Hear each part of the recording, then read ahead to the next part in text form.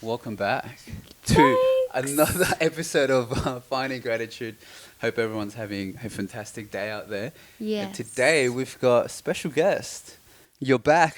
I'm back. Welcome back, Lenny. Thank you. How you been? Good. Been Busy. pretty good since last.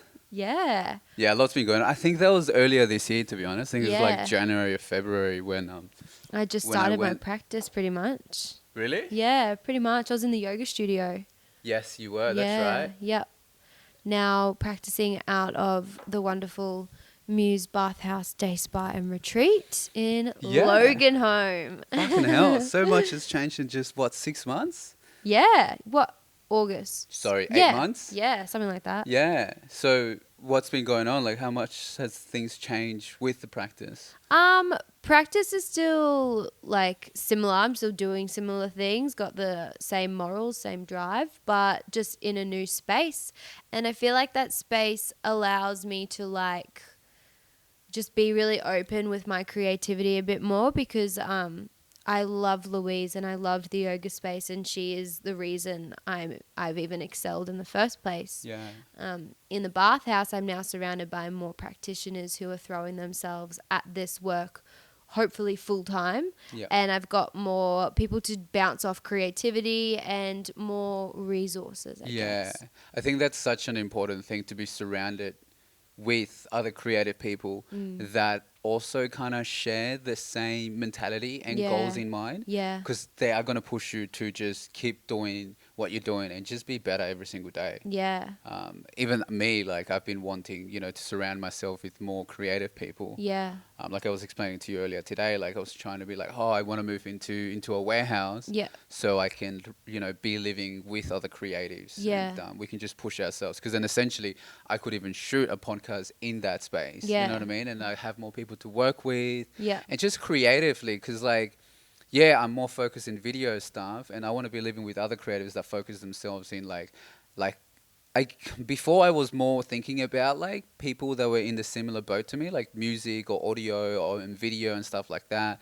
But now I'm like, I want to be surrounding myself more with people that, I guess, like yourself, that are doing like things differently, in a sense where it's more like holistic approach to things, Yeah. right? Got to have like the same like morals and drive and like just like underlying features. Be on the same like wavelength, Yeah. where like, you know what I mean? Like we think that, going to the doctors, I'm not saying like you shouldn't go to the doctors, but like, like that's the old way mentality of thinking, Yeah. where there's new ways that we can help each other grow. Yeah. Or like not just trying to cover up the problem with like medication and stuff. Let's Yeah. actually go within Yeah. and find the root of the problem. 100%, and having that like holistic and collective mentality as Yeah. well to move forward.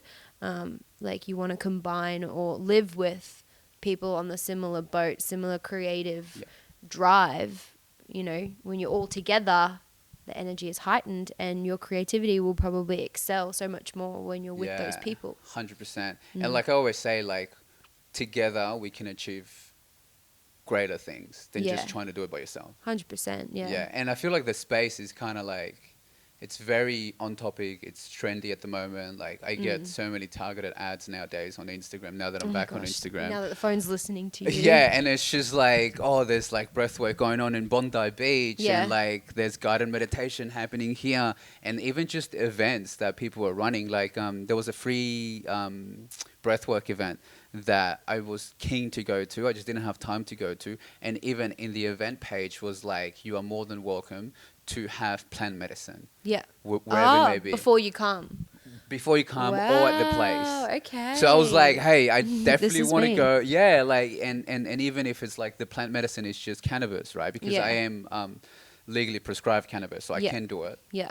So even if it's just, smoking a bit of weed and going to this like breath work and just seeing the experiences. But yeah, like it's clearly said, like you're more than welcome to have plant medicine Wow. while doing it. I was just like, holy shit, this is big. That's But like it cool. makes me like happy as well, because all this stuff is going on, and I'm just like, yes, I'm gonna be able to interview more people Yeah. and then share the stories in this podcast, because I feel like that's where like I want to spend most of my time in, I guess. it's definitely a step forward, like opening that community of holistic workers and practitioners who want to integrate plant medicine, and like, you know, they're not supplying it, but they're not discouraging it. It's like, if you want to take that, awesome. You're still welcome in the space. 100%. And I think that's perfect, like, segue to like what you're actually doing at the moment. So you've started doing the PAT course, the Psychedelic-Assisted Therapy course, right?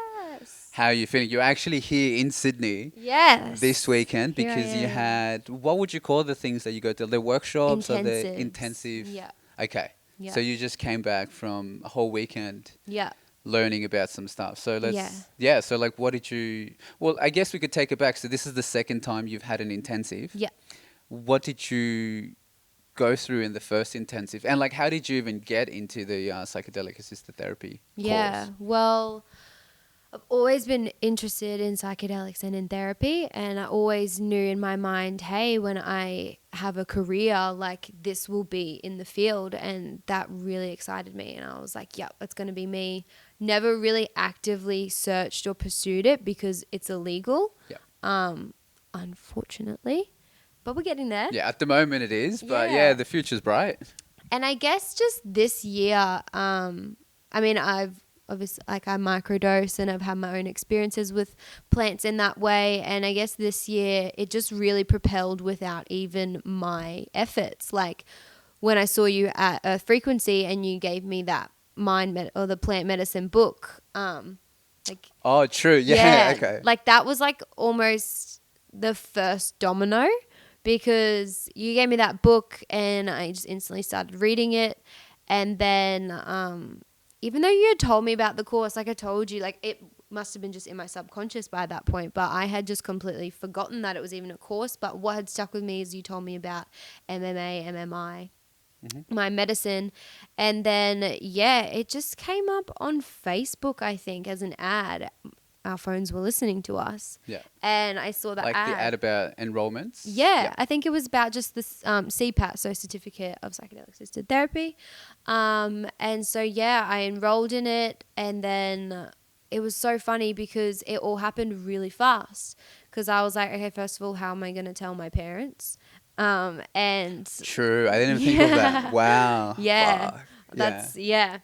And so I enrolled, I had 2 interviews. Essentially, I just had to align myself with like a professional body. Yeah. So because I'm certified in human services and criminology, I had to align myself with a professional body, which was Australian Community Workers Association. So I did that.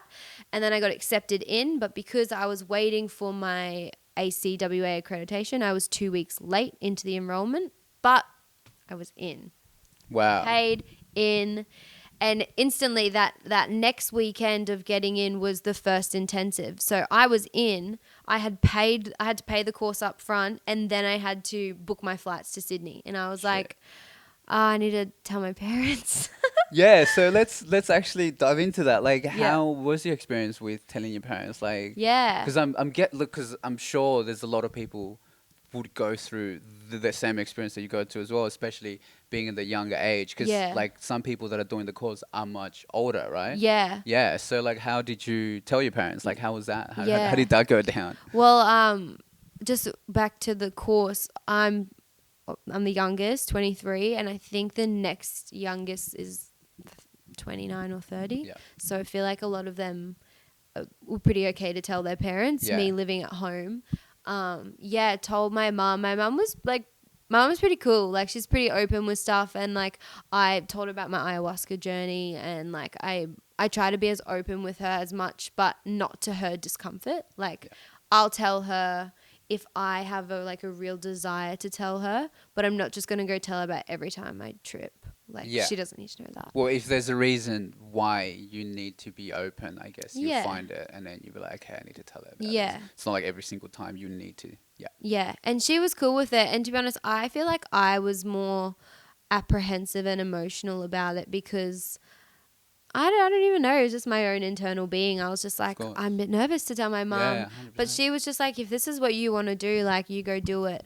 And then I told my dad, and I just labeled it as I'm just studying plant medicine.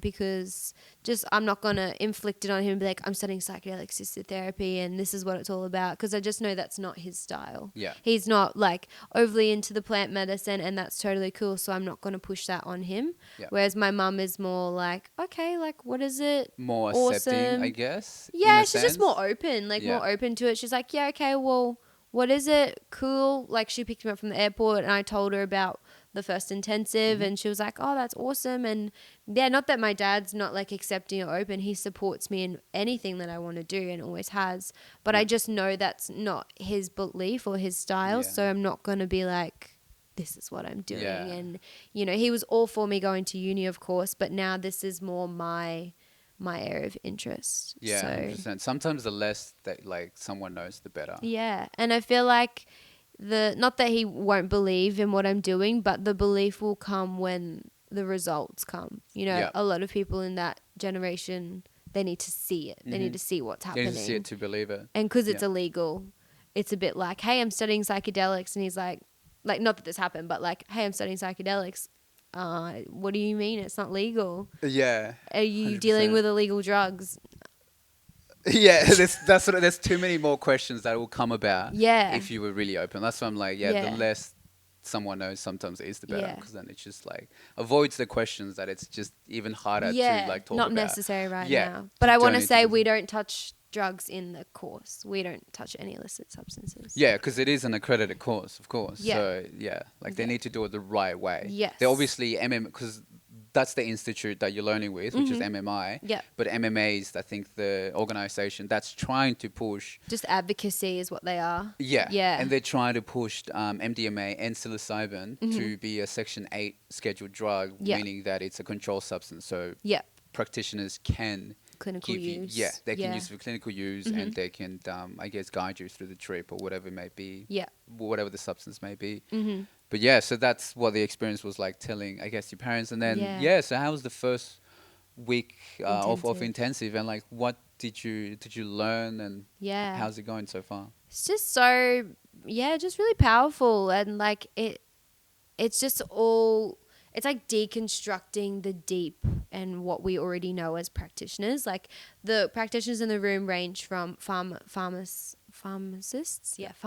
and psychiatrists and yogis and social workers and human services like me, and criminology.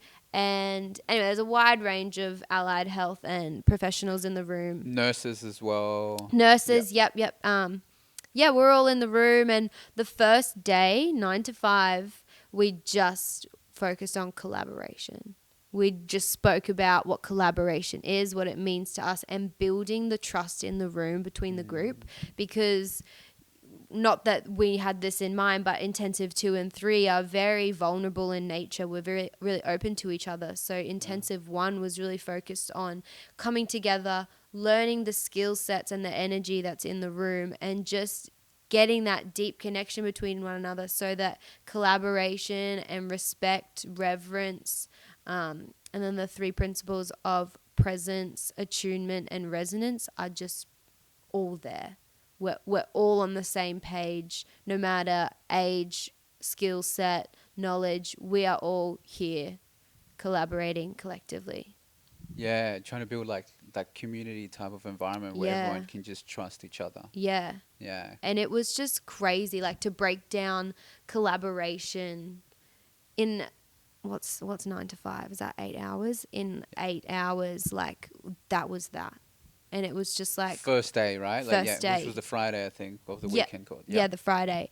And then, Saturday, Sunday, we just worked on a few practices together. We just broke down some of the basic knowledge and concepts that were being taught. And yeah, it was just really nice. It was nice to connect with everyone and get to know everyone. Yeah, nice. And that was over the period of the weekend, the Saturday and Sunday? That was Friday, Saturday, Sunday, and the first intensive when I was here. And then did you also have on Monday? Was there any? No. Okay. It was just that one. It was just Friday to Sunday. Yep. Yeah. And then was there any like practices or something that you dropped in on the Sunday to? Yeah, we just did a quick, so got in groups of 3.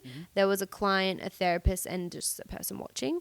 And pretty much what we had to do was bring up a time an experience that we had had, psychedelic or not, where we feel like the experience hadn't really integrated into us. Yeah. And even that, just the 20-30 minute practice was just really powerful for me personally. And when I heard everyone else in the room, it was for them as well. Just talking about an experience that we had been through that hadn't properly, integrated. We hadn't sat with the feelings and allowed that to manifest in our body. And by doing that, that's when you can find the meaning and find the learning after that. So just going back and revisiting a time in my life to, then revisit it, re-feel it, and then find the meaning again, just because that's what we need to do as therapists with our clients. So by doing that in the collaborative space, just brought up that stuff for me. And I was like, wow, this is what I'm learning, but I'm growing and learning myself from it too. So it's just like a very beautiful space to be in. Yeah, I think like integration is so important. And I think through the course, just feel like that's what you're going to be learning a lot on, right? Because we can have the trip, like let's say we have a psychedelic and you can have that beautiful breakthrough experience, whatever it may be. But then how do we translate what we've been shown or what we've learned into our everyday life? Like what's the bigger message that this is trying to show us? Literally. And I think that integration of it is it's pretty much the like most important part, like apart from actually taking the psychedelics and having the experience, but how to integrate what we've learned into everyday life so we can grow. Because essentially the psychedelic-assisted therapy, who's it going to be treating? Like what sort of patients would you be seeing? And I don't know if if the course has already been talking about this, but do you know like who are the people? Like what type of patients you'll be dealing with? I just want to take it back real quick to what you said about the integration, because that's something that they really throw at us. And it's like, you can take as many trips as you want, and this is where people get lost in the trip because they're chasing the feeling that they got from the trip, and when they're finished, all come down back to body, they're just disregarding it and going back to normal life, and they're not integrating. And the way to integrate is to just slow down and feel the feeling that you had in the trip, no matter how abstract or crazy it seems. Sit with the feeling and then just allow that to like be explored, and that's how you move through integration, and then you learn the learnings. Otherwise you're just going to get caught chasing the feeling. I feel like you've also raised an important point there, where because like for people out there that do take psychedelics, they go into this space where they learn so much from it, and they're like, oh, I love being here. And then they don't take the time to integrate it. So they always chase that feeling because it's like, this is beautiful, let's go back and take more trips. And it's like, but you don't really need to keep doing it. But then again, since if you're doing recreationally or if you're doing it, try to heal something that's within you.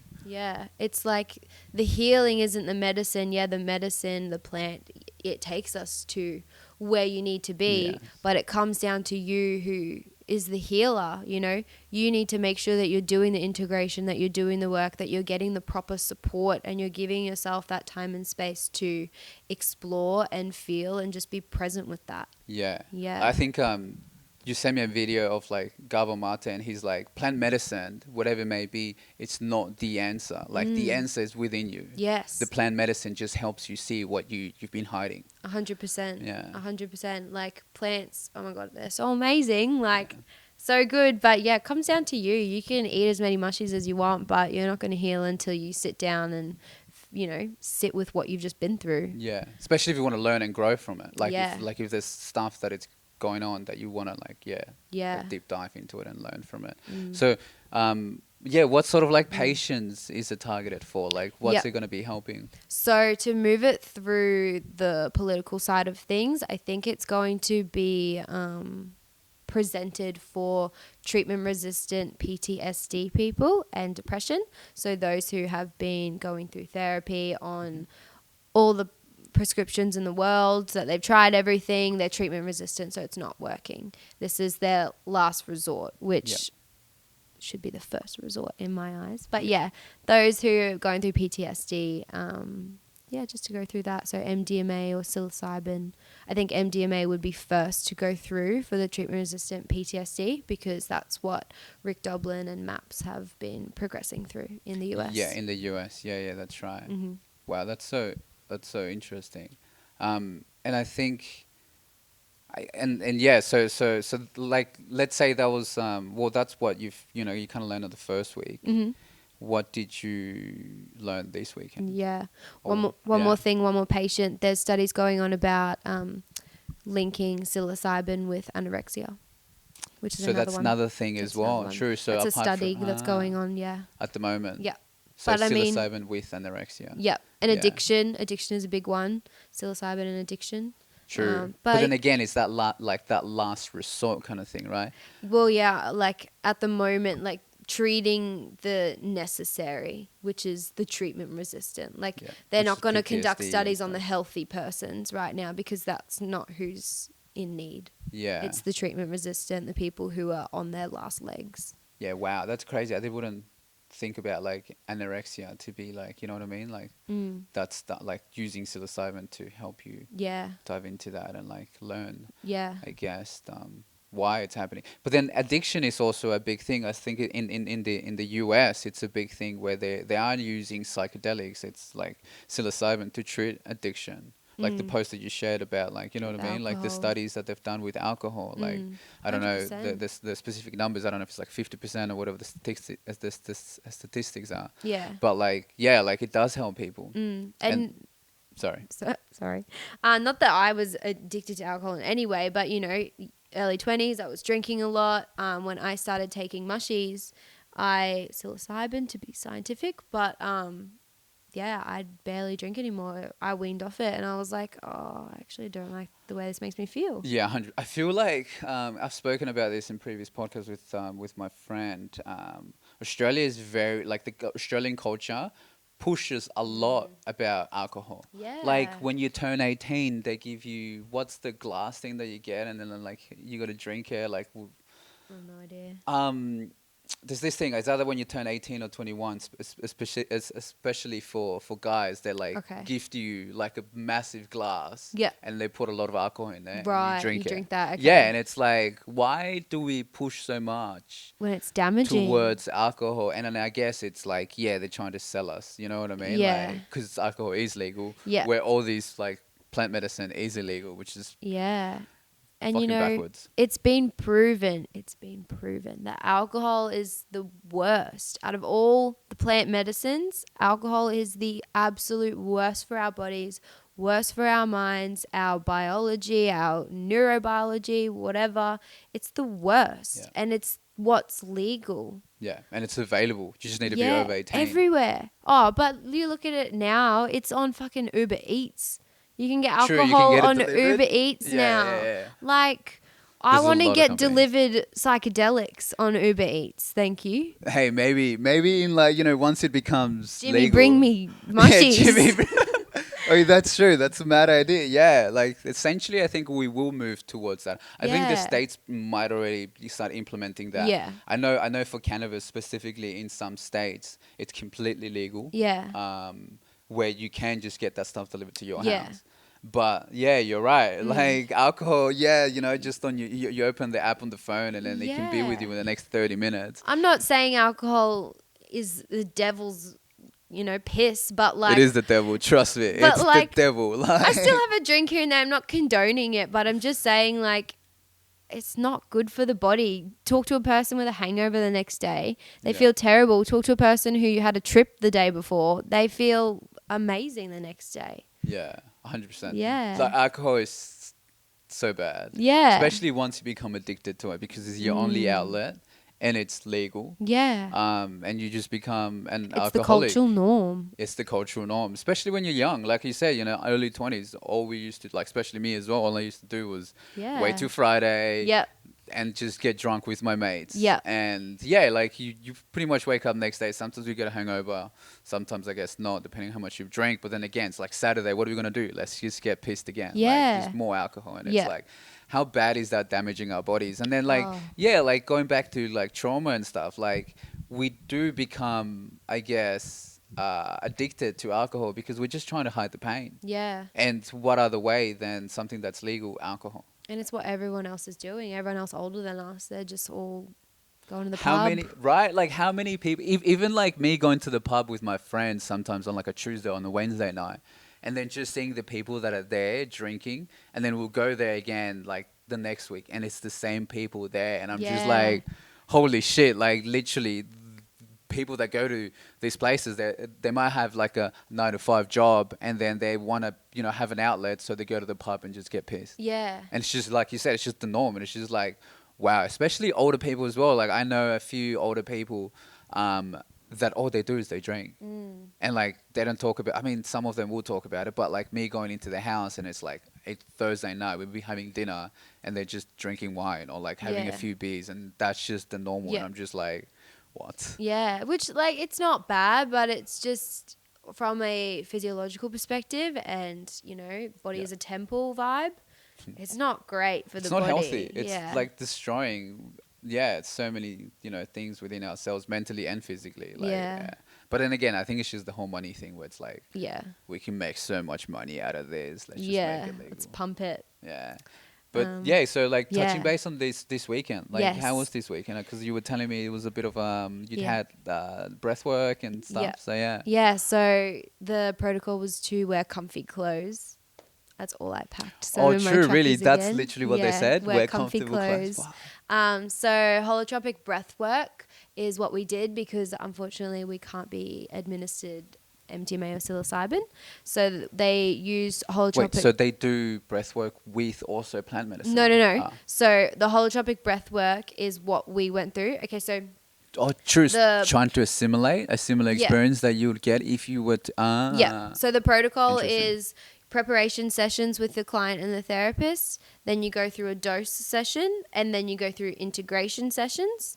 Dose session is obviously if it's MDMA or psilocybin, but in this case, for us as students to learn the whole model Yeah. that they're trying. Was it 3 to, steps? No, you Okay, said so there's preparation, Yeah. dose, Dose, and then there's integration. integration. Okay. Preparation goes 3 sessions though, and then dose is 1 session. and 3 then- sessions with the client Yeah. And or then with the patient. Sorry. yeah. And then integration is another 3 sessions. So in total, you go you have 7 sessions. About that. 7 sessions. But then- for one psychedelic assisted therapy. Yeah. But Yeah. then the client may do another dose. So then you do your preparation, dose, integration, preparation, dose, integration again.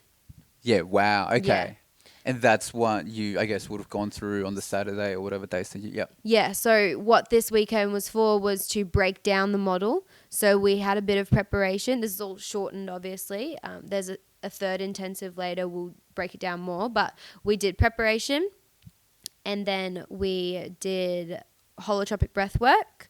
We're in partners, though. So partners, one is a sitter and one is a breather. So there was preparation. Breather 1 breathes, sitter 1, who was me. I sat for my partner next to her for 3 hours while she breathed. And I 3 hours? Yeah, I just watched her for 3 hours by her side. In a room of 40 people, 20 are breathing, 20 are sitting by their breather. And because holotropic breath Holy work, shit. it's like hyperventilating. So it's, you do that for 3 hours. And what it does, 3 hours straight. you do your best. You do your best.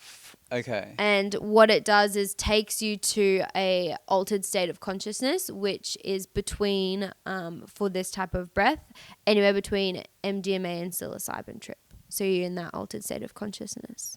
So by them doing that for holding that space for us to do that, that's our interpretation of the model of the preparation dose, which was holotropic breathwork in this case.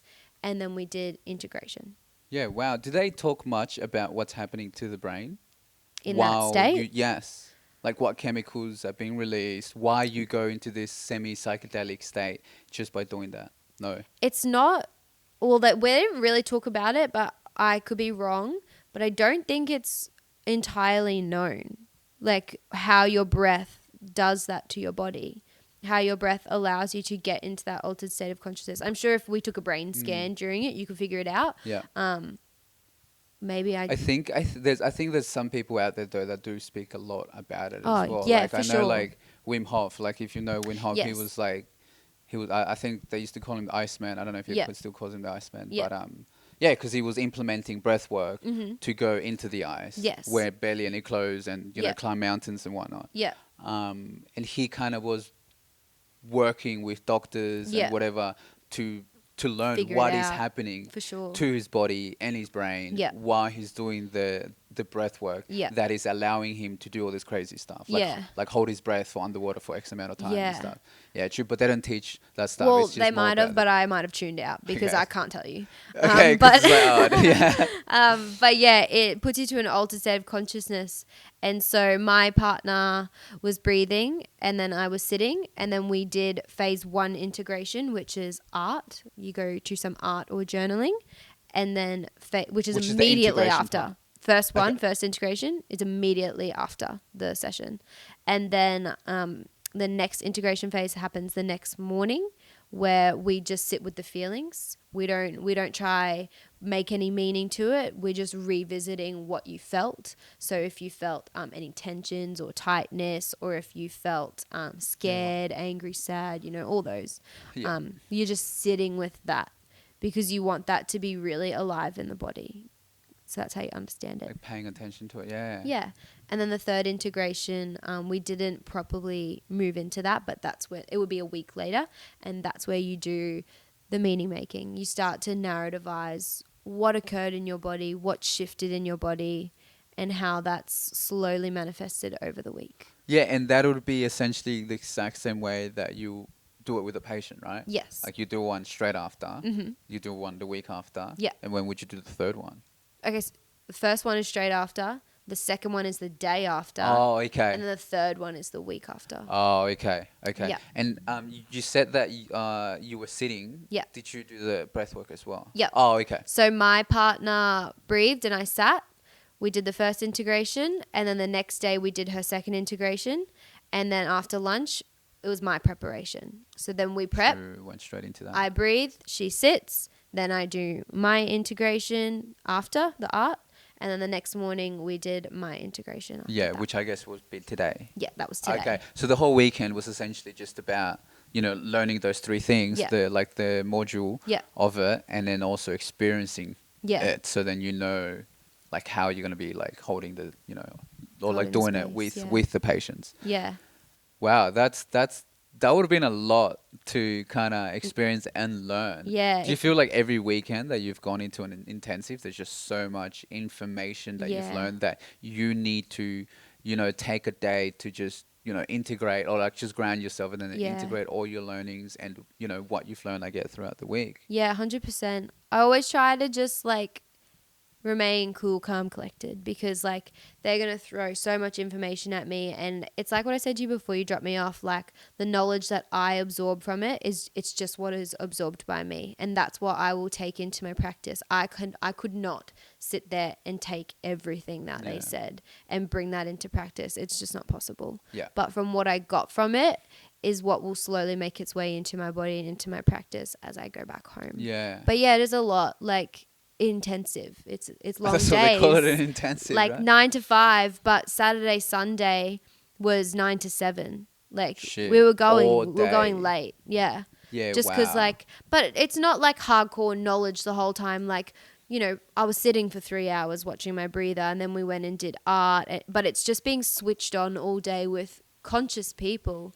And even over lunch and dinner, morning tea, you're with everyone, and we're just having those really switched on conscious conversations, and I love them, but I'm so exhausted. Like, if you can see my bags, I'm tired. Yeah, because it's full on, and I guess it's smart for them to hold it, in a place where they can, like, you get to spend time with other people. Because obviously, when you Yeah. have breakfast, lunch, and dinner, they provide all those foods. Yeah. But then you're still surrounded by everyone that's there, right? Yeah. So you feel more comfortable by Yeah. going into these sessions. Yeah. So it makes sense to be like, yeah, let's all spend time together. But Mhm. yeah, like.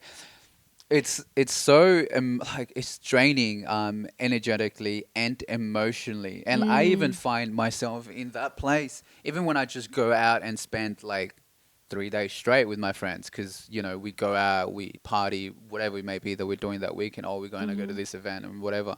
But yeah, by the end of that weekend, I'm just like, I need a day to just like not Isolate. hang around with anyone, you know, just ground myself and just spend that me time. But then I sometimes think if I'm like that because I'm more introverted, so I need to just like Yeah. recharge my batteries Yeah. almost and just push everyone away for that time.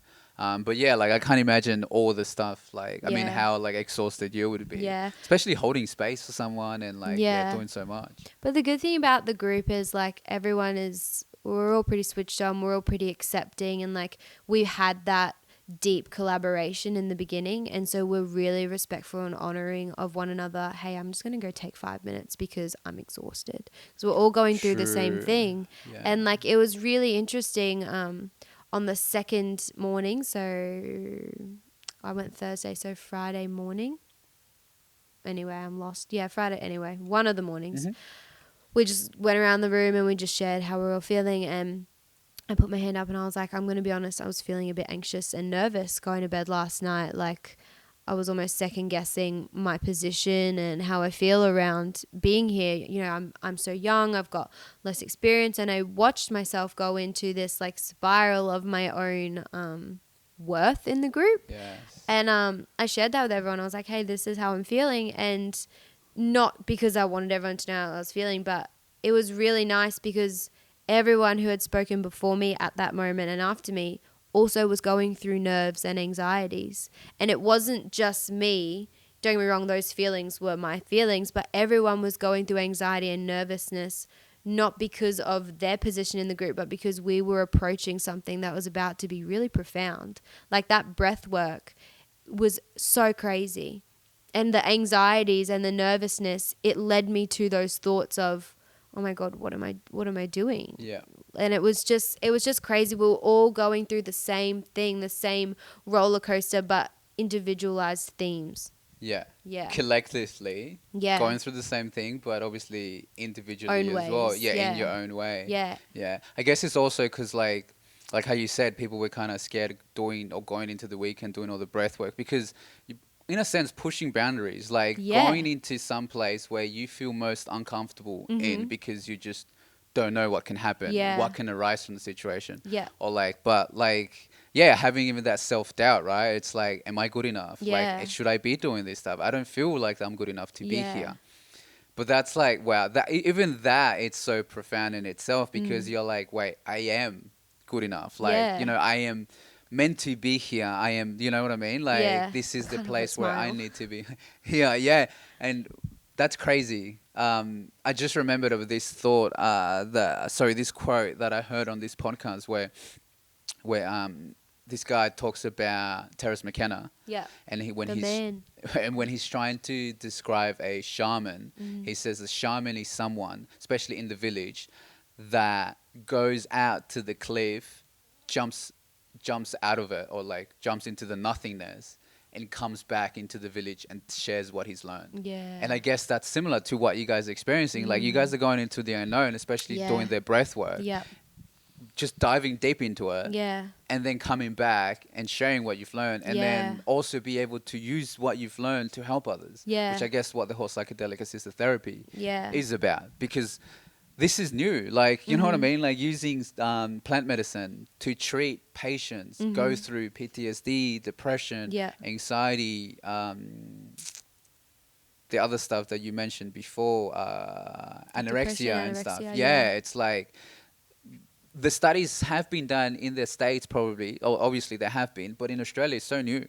It's something, yeah, it's out of the ordinary in a sense, but it's like something that it's not fully accepted by the majority of population. So yeah, well, I can definitely see like others as well, like people that are much older and they've got more experience in specific things would also be scared. Yeah, definitely. And it's a scary thing, the unknown. Like you don't know 100%. what's going to happen. And that's why in the model that they're trying to put out there, it's all about preparation, building that trust between the client and the therapist so that we can explore what's going on for the client and get a small sense of maybe what could come up, or at least make them feel safe that let anything come up. Yeah. Because in the like plant dose sessions, or even in the holotropic breathwork, people are screaming, people are crying, people are shaking their bodies. They're revisiting these feelings that haven't been allowed to go through the green light. They've been stuck at this red light for so long, and this feeling has just been sitting there,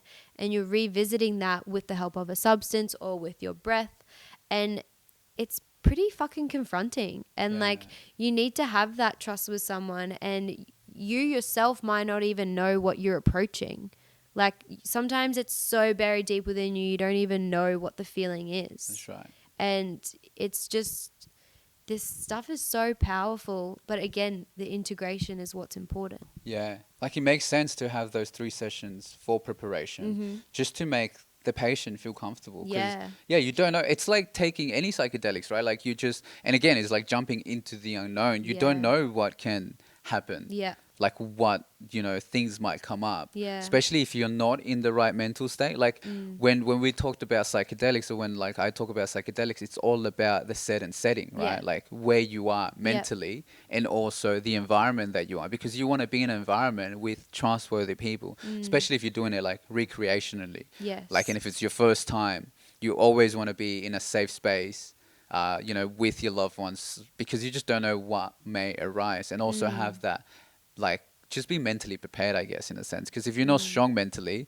then things are going to happen, and you're going to get scared, and then you're going to have a bad experience, and then you never want to do the psychedelic again. Not to say, like, if you're not mentally strong to not do it, but it's to say if you're not mentally strong to go through and venture into the unknown, that's when the therapist, the psychedelic-assisted therapy comes in hand, because the space that you have to be held is not just you, it's the person that's beside you. And in the clinical model, there's 2 therapists with you. Oh, true. Yeah. Okay. And one is the practitioner, and the other one, or they're both like... Well, they're both going to be practitioners, but it's just because obviously on a substance, it's more heightened, it's more out of control in a sense. So there needs to be 2 therapists to hold the ground, because let's say the client goes apeshit, there's 2 people there. And sometimes it can be really a lot for the client, and obviously their feelings, the therapist being present, attuned and resonant with what they're going through, it might be a lot on them. So then the other therapist is also there to take the load. Yeah, just like sharing the load with what's going on at the Yeah. moment.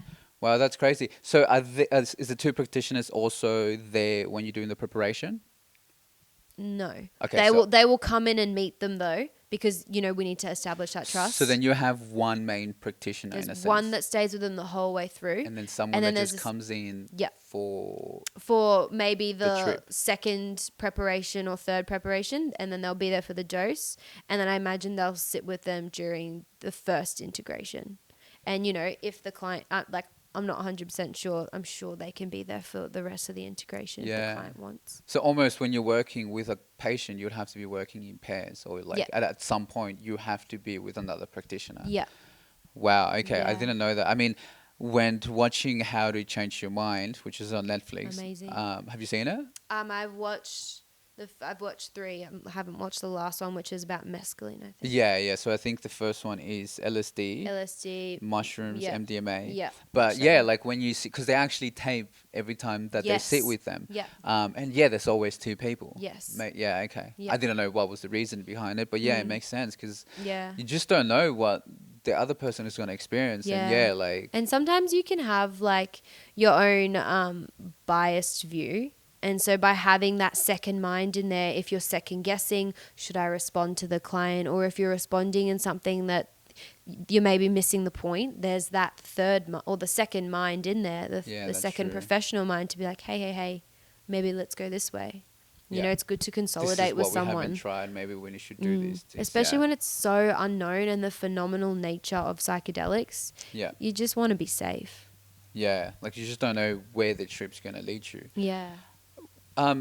Something that I always question or comes up in my head, it's like, obviously it's the trauma that people have gone through that's led them to have, that condition, whether it may be PTSD, depression and whatnot. Is that what you feel like the plant medicine is taking you to explore? trauma? Like, go to that emotion and then find out what the trauma is behind it. Yeah, I think so. Yeah. I think it also comes down to intention. Like Okay. if obviously in the clinical setting we're working with mental health, yeah, we're going to go face your shit. We're going to go face your trauma. We're going to go back to those feelings. But I guess on a more lighter note, recreationally, if you're like, hey, I'm going to take this and I'm going to have a beautiful time with my friends. Yeah, you're probably going to get that. But if you're in the clinical setting, you're here with your therapist, Yeah. you're going back to your trauma. Yeah, we're specifically in the psychedelic-assisted therapy realm. Yeah. Yeah, like Even with the breath work, like it was just crazy what I went back to. Yep. And it's so profound. Like when you prepped right and, you know, you're in the right environment, what you can bring up is just crazy. yeah, it's essentially like a psychedelic experience. Yeah. Right? Yeah, it's like a full-on trip. I literally could not believe the similarities of the psychedelic trip and the breath work just by allowing and letting go and just surrendering to that hyperventilation breath because, yeah, it was just crazy. Well, with like hyperventilating, and you're taking bigger breaths out than what you're breathing in. So It doesn't really matter. It's just, yeah, true. But I feel, yeah, okay.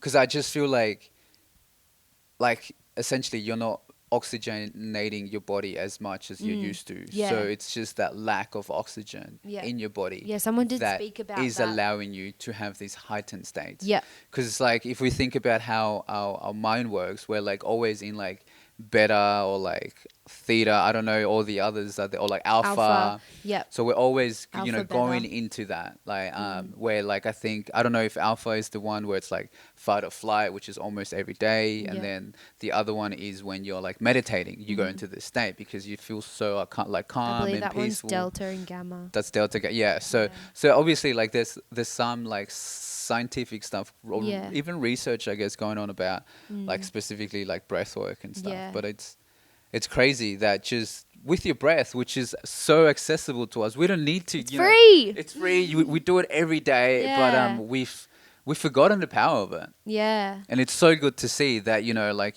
they are implementing it in the teachings Yeah. with CPAT, because obviously psychedelics are not legal Yeah. at the moment. I think it really emphasizes the notion of it's not the plant. Like, it's not the plant that gives you the healing. It's you. Like, yeah, you can take the plant and it's going to take you there, but you can choose to go there with your breath, and it's what you integrate after. That's the change. Yeah, 100%. Like, it's not the plant medicine that is the answer. Yeah. Like, it's what you experience. Yeah. And what you can take back on through the integration part. Yeah, fuck, that's... So what's on the last week of... We do the same thing. Oh, true. We do it again, but... breathwork again. Yeah, we do the breath work again. But then it's just, it's an extra day. So I think it goes Thursday to Tuesday. And yeah, we just have more focus on preparation and integration again. Okay, but it's just essentially going through that. And then apart from the incentives that you got to come, like, and everyone that's doing the course has to come to it, what other stuff are you learning? Like, are there like classes that you need to attend to? Yep. Like, how does that work? Yep. So there's a seminar every Sunday, and then we've got, I think, 13. Every Sunday is in weekly? Yep. True. Yep. How long is the whole course? I think it's about 16 weeks. But then there's no classes So 4 on the months. weeks that we have these intensives. Oh, yeah. Yep. So there's 13 modules. And the first one was just the history, one's the neuroscience. Actually, one of the modules I just went through, I'm only at number 6. One of them was just all about defining consciousness, which is very abstract if you try to break it down. And there's so many definitions about it, and it just talks about the mind and reorganizing the mind, and that was really interesting. And then the last one I watched was actually shamanism. So it's defining what a shaman is, where they live, what their practices are, what they claim their modalities are. And that was really interesting, that one. Yeah, wow. So, okay. And that's part of the Sunday class? Or no, that's just that they give you, okay, you must... Yep. So there's the modules, 13 modules, and you move through them at your pace. But every Sunday there'll be a seminar, and the seminar is related to one of the modules though. So we had a guy. So you kind of have to be up to date with the modules to know what the seminar is going to be? Do your best. Like, it's okay if you're not. Like, I know some people haven't even started the modules. Okay. But I just wanted to get my head into Yeah, it. 100%. Yeah. Cool. And then is there like a test that you need to do, or like? There's always questions throughout the modules. And as you answer them, at the end of each module, there's an assessment tab. And so you copy and paste all of your answers into that. And then there's assessment at the end. And I think there's just maybe questions that they ask you about reflection on the modules. And then does someone mark them? Like, is there a right and wrong answer? Is what I'm trying to get at to. The questions are not right or wrong based. Like we all come from a wide range of disciplines, you know, of practice. And we all have different minds, different interpretations of the content that we're getting, and so the questions are very individual to you. There's no right or wrong so far at module 6. Yeah, that's so interesting, because obviously, like, if we think about other certificates and stuff like that, you know, like, you kind of have to sit an exam, and it's like, yeah, I need to make sure that I've learned all this stuff. But in this, like, it seems just like, yeah, you can go at your own pace. Yeah, you take what you need from every module, yeah, and then you apply it to when you're actually running, like, the practice. Not that we get marked, but I'd say the intensives, when we're doing this, when we're acting out the model of preparation, dose, integration, that's when we're being watched. And that's like, you know, adopting those therapeutic skills and that presence, attunement, resonance. I think that's where we're really being just watched and guided, and not marked, but, you know, that's where we're getting the pointers. Yeah. Well, it's like I was saying before, like, in practical, like, in the practicals when you get the most knowledge, or it's where you learn the most. Yeah. Like, yeah, you might learn all this theory stuff. Yeah. But unless you put it into practice, you're never going to know. Like, that's where you're going to learn the most. So it's so good that they do the intensives, because that's essentially what you're going to be doing with the patients. Yeah, exactly. When you go out. And it may take a year, it may take 2 years, it may even be, you know, a couple years until this is legal for practitioners to hold the space. And do it with psychedelics. But what I'm now wondering is can they still do this with just breath work? What do you mean? As in hold the space for others just with breath work? Yeah, like people do that. And like it's not done. And it's not illegal then, right? No, it's your breath. Yeah, true. Yeah. So you can just have... You can go to like breathwork workshops and people do that. I know some people, because holotropic breathwork is something that's Stan Groff. I don't know if you know of him. He's one of the pioneers in the whole LSD movement back in the day. He invented holotropic breathwork because when he was taking LSD, he naturally gravitated towards the holotropic breathwork, the type of breathing, and he wanted to discover like what's the correlation here. And so when LSD was banned, I think he kept looking into the holotropic breathwork. And so the facilitators at the course this weekend, there was 4 of them, all of them are certified in holotropic breathwork. But I know these days there's people who offer the workshops and it's shamanic breathwork. You can label it anything really. Yeah. Because holotropic breathwork. Yeah. Why did you say that's different to shamanic, which is the one that you did? Well, it's like, I've done a shamanic breathwork thing before and it was the same breath. Okay. It's just they're not qualified in the holotropic breathwork that was So you have to be qualified to hold a holotropic breathwork. Because holotropic breathwork has been created as a proper practice by Stan Groff. Yeah. And funny, holotropic, I don't know the translation, but like the language of translation, but it means moving towards wholeness. Oh, that's okay. Yeah. Holotropic. Yeah, 100%. And even Gabor Mate talks about moving into wholeness, because that's what you should be learning from, I guess, the psychedelic-assisted therapy that you're going through. Yeah. It's like going back and going within. Yeah. And he says this quote that I really like, where it's like, what's there to be scared of when you are connected to everything? Yeah. And that's the realization that you have sometimes with psychedelics.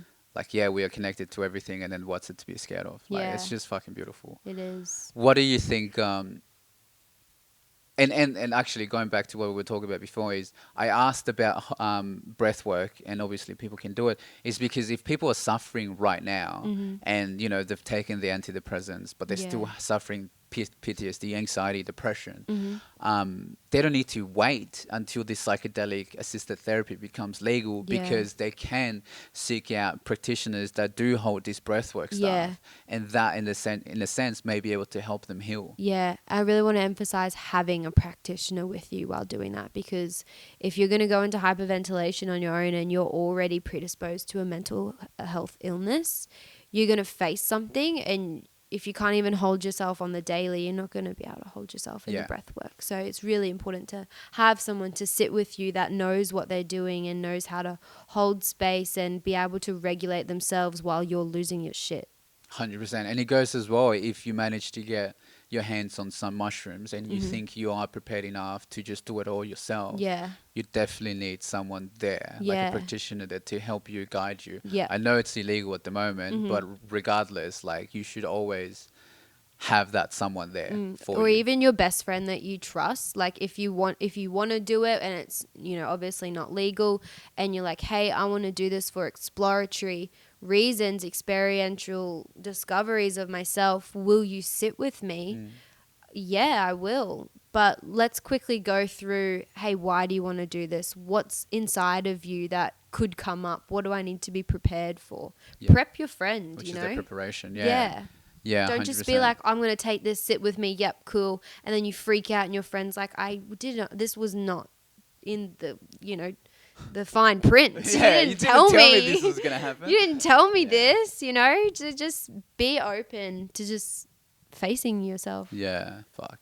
But you mentioning that, it just reminds me of like 6 years ago when I used to just do it. Like, I used to just be like, I'm going to eat 3 grams tonight. It's like a Tuesday night. I'm just like, I'm going to eat 3 grams tonight. And then I'll write in my journal, be like, this is what I am doing. Like, have a reason onto why I am doing the trip. Not just, I want to have fun time with it. And then I'll go into my room, meditate for like half an hour, and then the trip will start. And it'll teach me things. But I never knew to integrate my learnings into my life. But I'm just like, wow, like...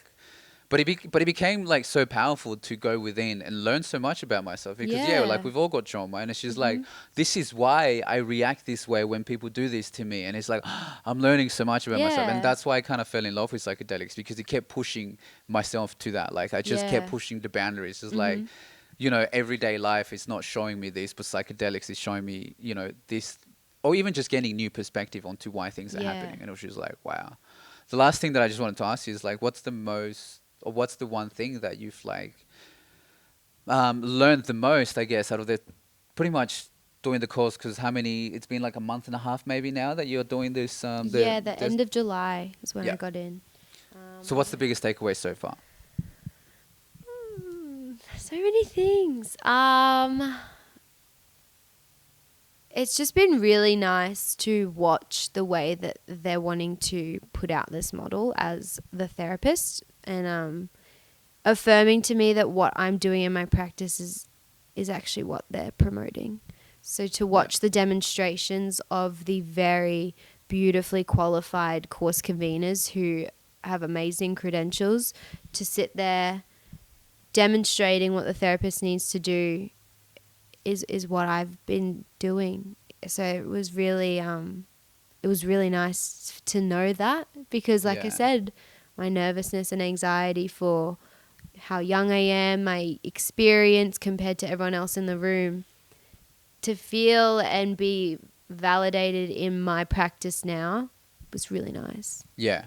Just to know, like I said, like, you are, in the right place. Like, you are where you need to be. Like, because sometimes we can just get so in our heads and be like, I feel like I'm not meant to be here, or like, I don't feel comfortable doing this because I don't feel like, you just like, we don't have that self-worth.